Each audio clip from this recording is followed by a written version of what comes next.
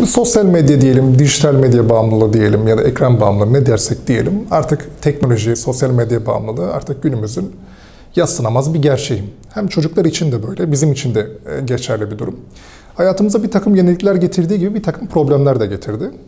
Bu problemden bir tanesi tabii ki bağımlılık. Özellikle çocuklarda teknoloji bağımlılığının yansımasının nasıl olduğunu biraz böyle maddelerle izah etmeye çalışacağım. Birincisi, çocuk teknolojiyi amacının dışında kullanmaya başlar.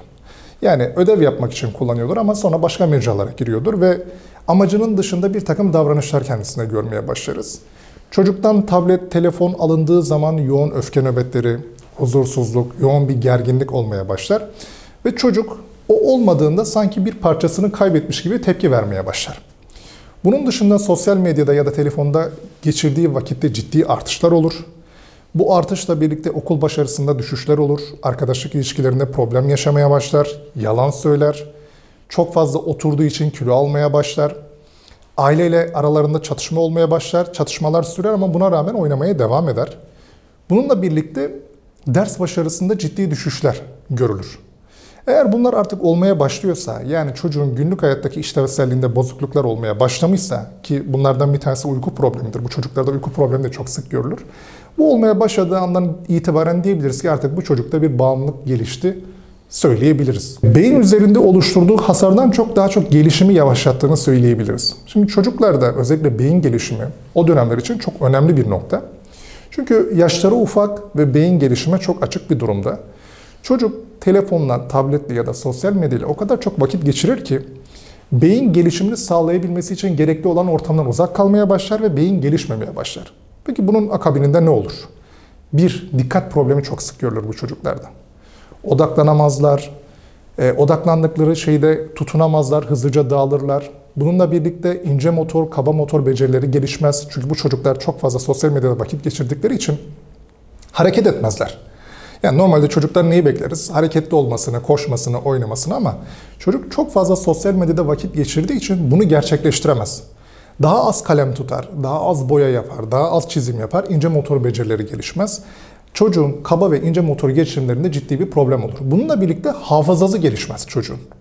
Çünkü hafızanın gelişebilmesi için bir şey öğrenmesi, akılda tutması, oyun oynaması gerekiyor. Çocuk bunu yapmadığı için bu gelişim yavaşlar. Bununla birlikte dil becerileri de zayıflar bu çocukların. Çünkü kelime öğrenemiyor, öğrendiği kelimeyi konuşmuyor da. Çünkü neden? Sadece sosyal medyada ya da telefonda, tablette bir şeyler kaydırmakla ve oynamakla meşgul. Ama bu kelimeleri, bu cümleleri kurabileceği, kullanabileceği bir sosyal ortamda değil. Arkadaşlık ilişkileri de gelişmez, sosyal becerileri de gelişmez. Gelişse bile çok kısıtlı olur. Ki bu gelişimi şöyle söyleyebiliriz. Ne kadar yoğun vakit geçiriyorsa bilinsin ki o kadar beceri kaybı olur bu çocuklarda. Yani ne kadar artış, o kadar düşüş. Ve bununla birlikte sosyal becerileri ve dil becerileri de bu çocuklarda ciddi anlamda gelişim geriliği gösterir. Ve akabininde çocuğun hem psikolojik hem sosyal hem de fiziksel açıdan bir takım sıkıntıları ortaya çıkmaya başlar. Sosyal medyayı ya da teknolojiyi yoğun kullanan çocuklarda görülen problemlerden birisinin de odaklanma problemi olduğunu söylemiştik.